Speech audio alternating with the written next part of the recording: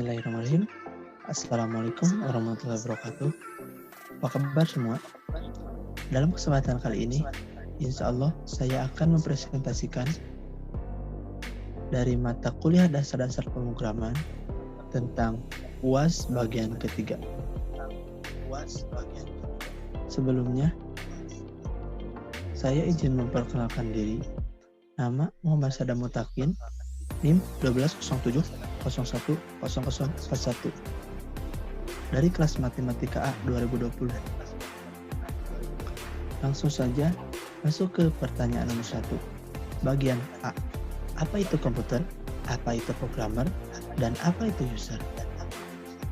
Komputer merupakan serangkaian alat elektronik yang dipakai atau digunakan untuk mengolah berbagai macam data yang telah ditetapkan sesuai dengan prosedurnya. Apa itu programmer? Programmer merupakan seseorang yang menulis atau membuat program software dengan memberikan perintah kepada komputer untuk menyelesaikan suatu tugas dengan menggunakan bahasa program tertentu. Dan apa itu user?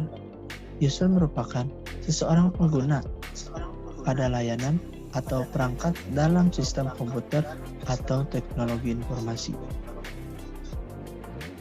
Masuk ke bagian B. Apa itu algoritma? Tentunya algoritma tidak asing lagi bagi kita. Algoritma merupakan suatu prosedur atau langkah-langkah atau juga urutan perintah untuk menyelesaikan suatu pekerjaan.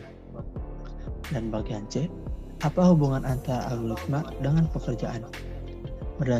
Berdasarkan pengertiannya, algoritma digunakan sebagai urutan perintah untuk menyelesaikan pekerjaan itu sendiri. Jadi, hubungan antara algoritma dengan pekerjaan sangat-sangat berikatan erat. Kalau tidak ada algoritma dalam suatu pekerjaan, maka tidak akan berjalan dengan lancar. Dan bagian D, apa itu variabel? Dan mengapa variabel itu sangat dibutuhkan dalam algoritma?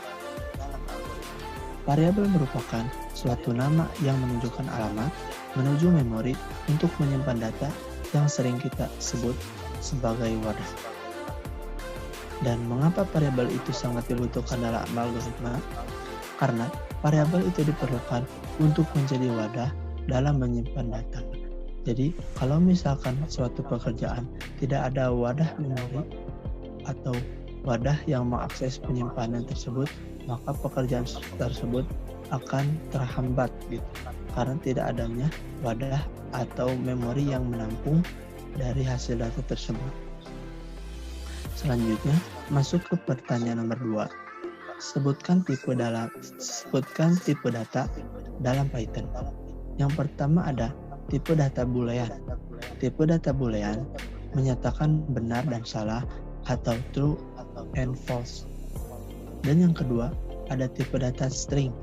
Tipe data string menyatakan kalimat atau karakter. Dan yang ketiga, ada tipe data integer. Tipe data integer menyatakan bilangan bulat. Dan yang terakhir, ada tipe data float, yaitu menyatakan bilangan yang mempunyai koma, dan masih banyak lagi. Nah, selanjutnya masuk ke bagian D. Apa itu pengulangan? Apa itu urutan? Dan apa itu pilihan? Pengulangan merupakan suatu pekerjaan yang diulang sampai ketika tujuan itu tercapai. Dan urutan merupakan perintah dalam algoritma yang dikerjakan secara berurut sesuai urutan perintahnya. Dan yang terakhir ada pilihan. Pilihan merupakan proses algoritma yang dilakukan dengan persyaratan kondisi tertentu saat kondisi tersebut terpenuhi. Nah, selanjutnya masuk ke pertanyaan nomor 3. Bagian A, kapan kita menggunakan perintah pengulangan? Jawabannya, ketika suatu pekerjaan tersebut dilakukan secara berulang lebih dari satu kali, maka kita akan menggunakan pengulangan. Yaitu langsung ke bagian B. Sebutkan jenis-jenis pengulangan. Ada 4. Yang pertama ada while, yang kedua ada do, dan yang ketiga ada repeat. Juga yang keempat ada for.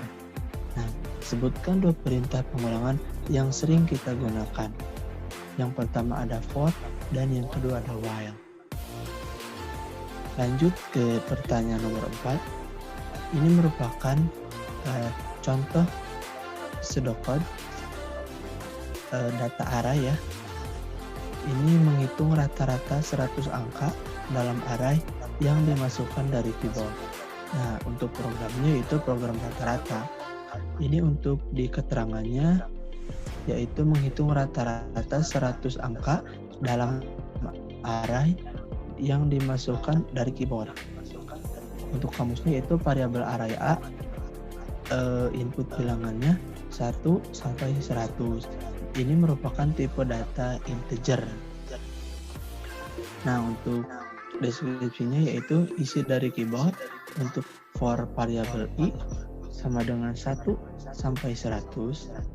Untuk inputnya variabel array A yaitu variabel I ya yang tadi.